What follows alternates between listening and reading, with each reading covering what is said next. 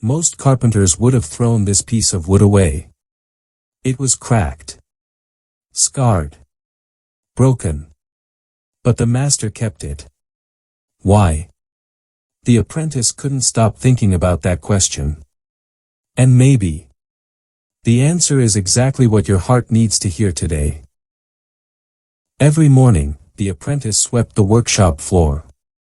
Broken scraps, warped boards, damaged pieces of wood. Most of them went straight into the fire. But not this one. Day after day, it remained beside the master's workbench. While every other damaged piece disappeared, this one stayed. Finally, the apprentice couldn't hold back his question anymore. He looked at the old piece of wood and asked, "Master, why did you keep this one?" The carpenter gently picked it up. His fingers traced every crack, every scar, every rough edge. Then he quietly smiled and said, "Because you're looking at what it is. I'm looking at what it can become." The apprentice looked at the wood again. Nothing about it had changed. It was still cracked, still worn, still imperfect. The only difference was whose hands it was in. Maybe that's exactly how God sees you today. You may still carry regret. You may still carry pain. You may still carry memories you'd rather forget. Sometimes we define ourselves by our worst mistake. But God never defines you by your worst day. People see what you've lost. God sees what He can restore. Philippians chapter 1, verse 6 says, "He who began a good work in you will carry it on to completion until the day of Christ Jesus." God doesn't abandon what He starts. And Psalm chapter 34, verse 18 says, "The Lord is close to the brokenhearted and saves those who are crushed in spirit." Notice something beautiful. God doesn't wait for broken people to become perfect before drawing near. He comes close while they're still hurting. Maybe your scars are not proof that God has left you. Maybe they're the very places where His grace is doing its deepest work. Just like that broken piece of wood. Your life may not feel finished. But you're still in the Master's hands. And that's the safest place you could ever be.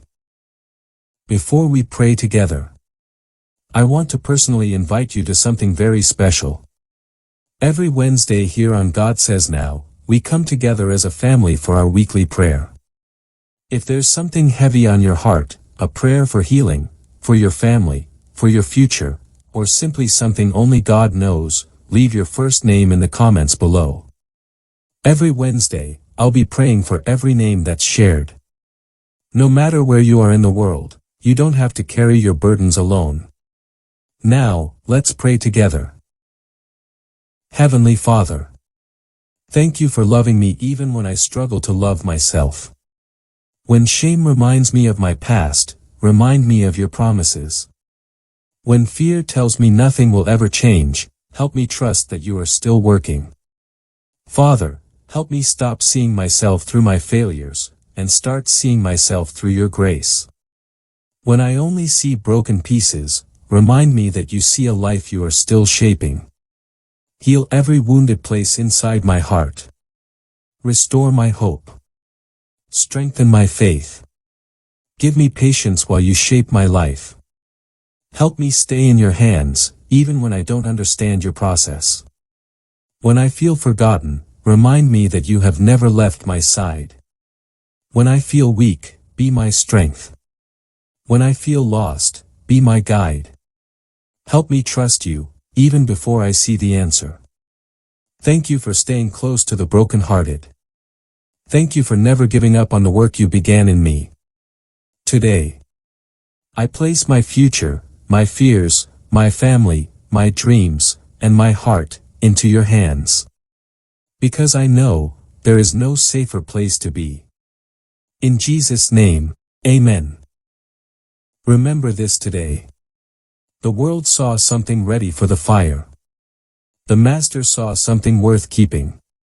The wood didn't become valuable because it was perfect. It was valuable because it was in the right hands.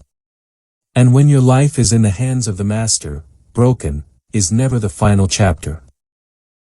If this prayer spoke to your heart today, write, "I'm still in his hands," in the comments below. I'd love to pray for you. And if you know someone who feels broken, share this prayer with them today. It may be the reminder God uses to lift their heart. God bless you.